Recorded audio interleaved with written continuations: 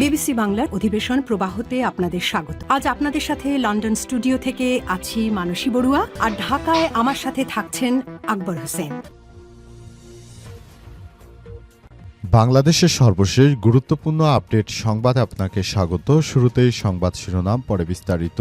প্রথমেই জানাবো আমাদের হাতে থাকা সর্বশেষ গুরুত্বপূর্ণ সবথেকে তাজা আপডেট সংবাদ। মার্কিন কূটনৈতিকের অডিও ফাঁস, বাংলাদেশের জামাত ইসলামকে বন্ধু হিসেবে দেখতে চায় যুক্তরাষ্ট্র।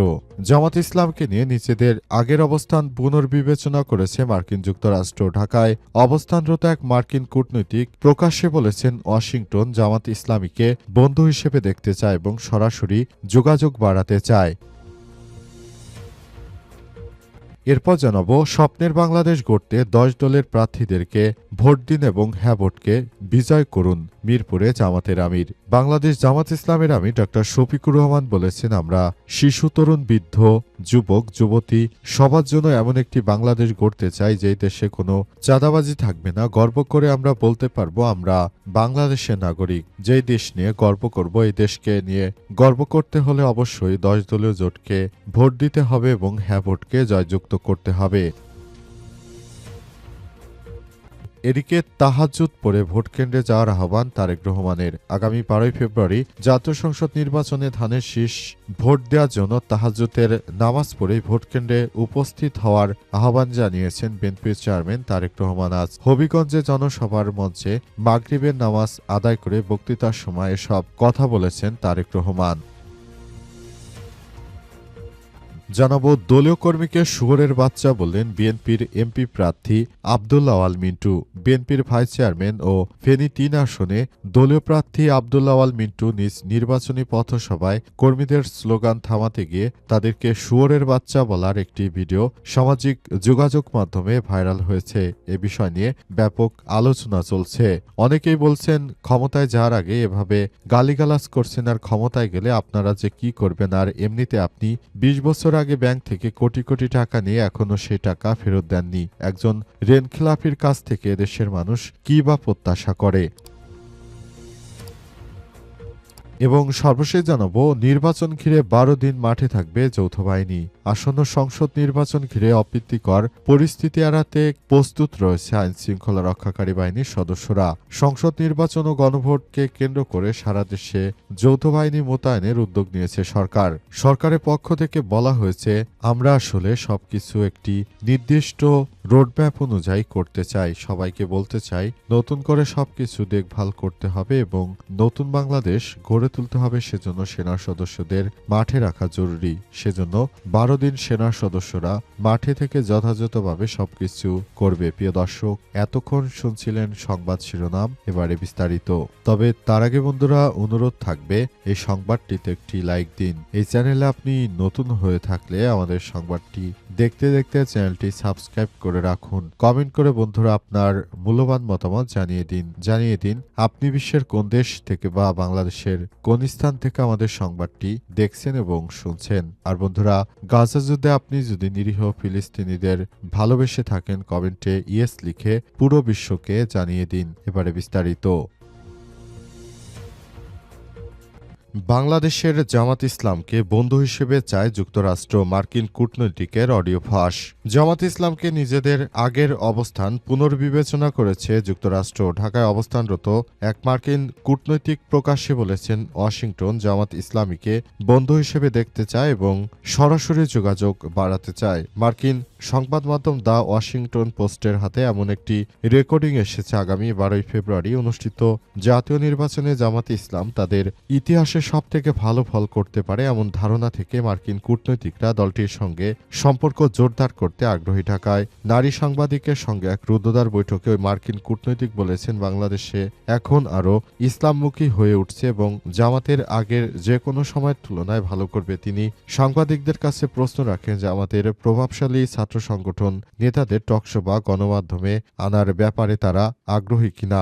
মার্কিন কূটনৈতিক দাবি করেন, জামাত ক্ষমতায় এলেও তারা শরিয়া চাপিয়ে দিতে পারবে না। কোনো উদ্বেগজনক পদক্ষেপ নিলে যুক্তরাষ্ট্র অর্থনৈতিক নিষেধাজ্ঞা আরোপে দ্বিধা করবে না। মার্কিন দূতাবাসের মুখপাত্র মনিকা সিং এক বিবৃতিতে জানান, এই বৈঠকটি ছিল একটি নিয়মিত এবং অব দ্য রেকর্ড আলোচনা। তিনি জোর দিয়ে বলেছেন, যুক্তরাষ্ট্র কোনো নির্দিষ্ট রাজনৈতিক দলকে সমর্থন করেন এবং জনগণের ভোট যে সরকারি নির্বাচিত হোক না কেন তার সঙ্গে কাজ করতে যুক্তরাষ্ট্র সর্বদা প্রস্তুত। তিনি বলেন, মার্কিন যুক্তরাষ্ট্র চায় বাংলাদেশ যেন একটি গণতান্ত্রিক রাষ্ট্র হিসেবে প্রতিষ্ঠিত হয় এবং বাংলাদেশের মানুষ যেন যুক্তরাষ্ট্রকে সবসময় তাদের বন্ধু হিসেবেই মনে করে।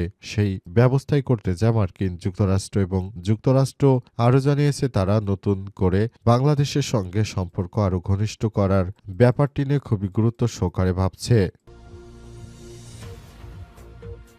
স্বপ্নের বাংলাদেশ গড়তে 10 দলীয় প্রার্থী ও হ্যাকে বিজয় করতে হবে বললেন জামাত ইসলামের আমির। বাংলাদেশ জামাত ইসলামের আমির ডাক্তার শফিকুর রহমান বলেছেন, 10 দলকে অবশ্যই জয়ী করতে হবে, তা না হলে বাংলাদেশে একটি সুষ্ঠু সুন্দর নির্বাচন করা মোটেও সম্ভব হবে না। নতুন বাংলাদেশ গড়ে তুলতে হলে এবং বাংলাদেশ জামাত ইসলামকে দিয়ে ছাড়া আর কোনো রাজনৈতিক দলকে দ্বারা সম্ভব হবে না বলে আপনারা দীর্ঘ সময় দেখেছেন। এজন্য আপনাদের বলতে চাই, নতুন বাংলাদেশ গড়ে তোলার ব্যাপারটি নিয়ে আপনাদের অবশ্যই আরও এগিয়ে আসতে হবে, তা না হলে গণভোটে আপনাদেরকে অবশ্যই হ্যাঁ ভোট দিতে হবে বলে জানিয়েছেন তিনি মনে করেন, নতুন করে বাংলাদেশটাকে একটি সুন্দর পরিবেশের মধ্য দিয়ে নতুন জায়গায় নিয়ে আসতে হলে অবশ্যই আমাদের সবাইকে একযোগে কাজ করতে হবে। নতুন করে আমাদের এসব বিষয়গুলো নিয়ে আসতে হবে এবং অন্তর্বর্তীকালীন সরকারের প্রধান উপদেষ্টা যে সময় সুযোগ সৃষ্টি করেছেন, সেই সময় সুযোগগুলোর মধ্য দিয়ে আমরা দেশটাকে একটি ভালো যে অবস্থানে রয়েছে সেখানে নিয়ে যেতে হলে আমাদের অবশ্যই আরও বেশি দায়িত্বশীল আচরণ করতে হবে বলে জানিয়েছেন তিনি মনে করেন, নতুন বাংলাদেশ গড়ে তোলার জন্য বাংলাদেশ জামাত ইসলাম ছাড়া এদেশে বিকল্প কোনো রাজনৈতিক সংগঠন নেই। তাই সবাইকে বাংলাদেশ জামাত ইসলামের ছায়াতলে এসে সবাইকে আগামী জাতীয় সংসদ নির্বাচনে ভোটের মাঠে গণভোটে হ্যাঁ দিয়ে সবাইকে যার যার জায়গা থেকে দায়িত্বশীল ভূমিকা পালন করার আহ্বান জানিয়েছেন বাংলাদেশ জামাত ইসলামের আমির ডাক্তার শফিকুর রহমান। তাহাজ্জুদ পড়ে ভোট কেন্দ্রে যাওয়ার আহ্বান তারেক রহমানের। অন্তর্বর্তীকালীন সরকারের প্রধান উপদেষ্টা প্রফেসর ড. মোহাম্মদ ইউনূসের সরকারের অধীনে যে নির্বাচন অনুষ্ঠিত হচ্ছে সেই নির্বাচনে জোটগতভাবে বিভিন্ন রাজনৈতিক দল অংশগ্রহণ করেছে। তবে আওয়ামী লীগের উপর বিচারিক কার্যক্রম চালু থাকার কারণে আওয়ামী লীগ মূলত এই নির্বাচনে অংশগ্রহণ করতে পারেনি। তাই এই নির্বাচনটা আসলে কারা জয়লাভ করবে সেটি আগে থাকতেই বলা কঠিন। তাই জামাত ইসলামের নেতৃত্ববৃন্দরা মনে করছেন তারা আসন্ন জাতীয় সংসদ নির্বাচনে ভালো কোনো কিছু অর্জন করতে পারবেন, সেজন্য সেভাবেই তারা প্রস্তুতি গ্রহণ করতে শুরু করেছেন। পাশাপাশি বিএনপির নেতৃত্ববৃন্দরাও তারা চায় এবার নতুন বাংলাদেশ গড়ে তুলতে কাজ করবে, সেজন্য তারা আরও একটি সুযোগ চায়। এর আগেও তাদেরকে সুযোগ দেওয়া হয়েছিল, তবে তারা দুর্নীতিতে বাংলাদেশকে চ্যাম্পিয়ন করেছিল, কিন্তু এবারও তারা সুযোগ চাচ্ছে। আর জামাত ইসলাম এর আগে কখনোই এককভাবে ক্ষমতা আসেনি, তাই তারা চায় এবার জাতীয় সংসদ নির্বাচন হলে তাদেরকে সবার যেন একবার সুযোগ দেওয়া উচিত। সেজন্য সবাইকে নিয়ে নতুন বাংলাদেশ গড়ে তোলার কোনো বিকল্প নেই বলে মনে করা হচ্ছে। নতুন করে বাংলাদেশের শাসনভার চলে যাবে জামাত ইসলামের হাতে বলে তারা মনে করছে, কিন্তু প্রকৃতপক্ষে আসলে কি হবে সেটি 12 তারিখেই ফাইনাল দেখা যাবে, কারণ সেই দিনের অপেক্ষায় রয়েছে সবাই। আগামী ফেব্রুয়ারির 12 তারিখ অর্থাৎ এদিন বৃহস্পতিবারে নির্বাচন অনুষ্ঠিত হবে বলে সরকারের পক্ষ থেকে নিশ্চিত করা হয়েছে। নির্বাচন উপলক্ষে সবাইকে আরও ব্যাপক আকারে কাজ করার জন্য নির্দেশনা দেওয়া হয়েছে। দলীয় নেতাকর্মীদেরকে শুয়োরের বাচ্চা বললেন বিএনপির এমপি প্রার্থী।